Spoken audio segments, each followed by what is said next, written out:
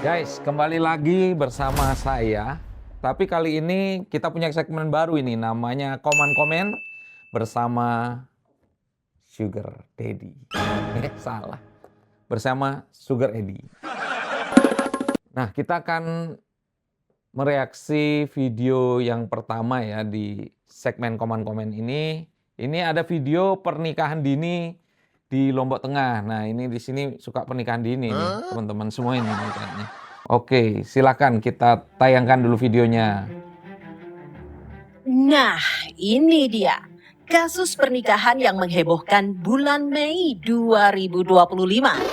Pengantin masih kecil pria sekali adalah ya. pelajar SMK usia 17 tahun, sedangkan pengantin wanita adalah pelajar SMP usia 14 tahun. Kasus Ya, ini pun membuat itu. gaduh di jagat maya. Ada yang setuju karena secara agama keduanya sudah terhitung akil balik. Namun ada yang kontra karena secara mental dan hukum kedua pengantin masih terhitung di bawah umur. Kasus ini pun menarik Yang perhatian perempuan kecil Lembaga sekali Perlindungan ya. Anak Kota Masih Mataram.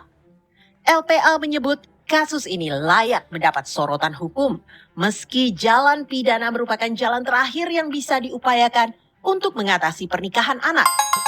komentar saya yang pertama adalah ini benar-benar masih anak kecil ya. Kalau lihat dari postur tubuh, kemudian bahasa tubuhnya itu ya, apalagi yang perempuan itu sangat kecil ya, sangat anak-anak sekali gitu. Padahal untuk perkawinan, yang namanya perkawinan itu kan butuh kematangan dalam banyak hal.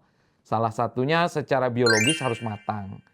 Nah, kenapa dalam Undang-Undang Nomor 1 Tahun 74 atau Undang-Undang Perkawinan Republik Indonesia itu ditetapkan umur 19 tahun, tentunya pembuat undang-undang sudah memikirkan banyak aspek. Salah satunya termasuk dari sisi kematangan biologis, kematangan psikologis, kematangan mungkin finansial, kejiwaan, mental, dan sebagainya. Nah, itu kan yang harusnya diperhatikan juga oleh masyarakat di Indonesia. Walaupun mungkin secara adat dan agama tidak menjadi persoalan, tetapi harus juga mempertimbangkan kenapa para pembuat undang-undang itu menetapkan umur 19 tahun.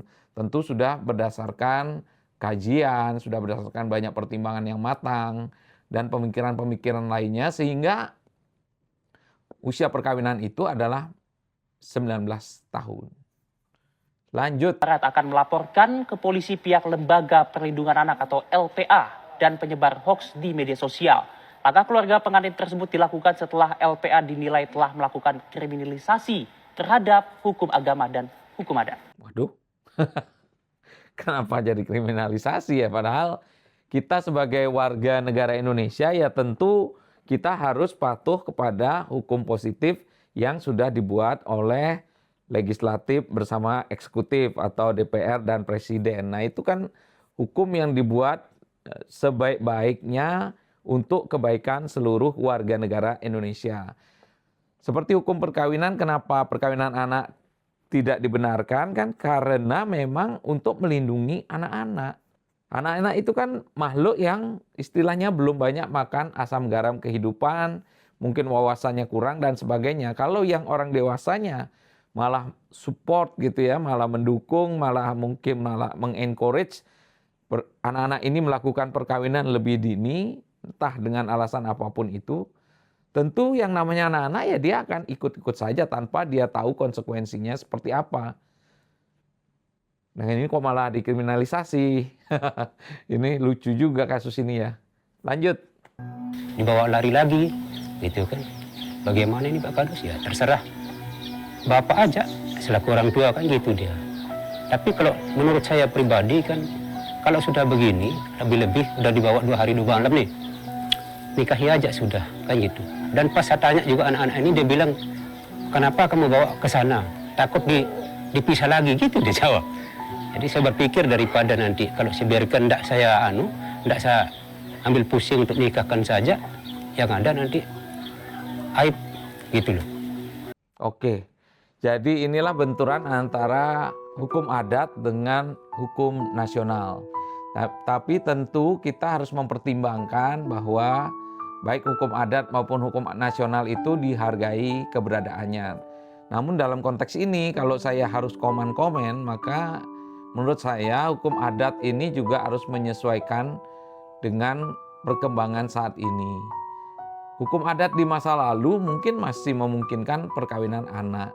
Tapi kalau di kondisi saat ini, kelompok-kelompok masyarakat adat tentu perlu mempertimbangkan juga hasil penelitian atau kajian-kajian terbaru yang juga digunakan dalam menyusun undang-undang perkawinan saat ini. Maka ketika sudah dipelajari itu semua, tentu akan bisa dipahami bahwa perkawinan anak itu lebih banyak negatifnya daripada positifnya, dan itu akan merugikan anak itu sendiri. Nah, mengenai tradisi menculik perempuan gitu ya di masyarakat di daerah itu NTB ya tadi ya. Nah, itu mungkin memang berlaku seperti itu ya. Tapi kali ini kasusnya adalah yang diculik masih belum dewasa. Nah, seharusnya masyarakat adat juga bisa mengembangkan, bukankah bisa mengembangkan hukum adatnya juga bahwa tradisi menculik calon pengantin itu harus diberi rambu-rambu bahwa tidak boleh menculik yang masih di bawah umur.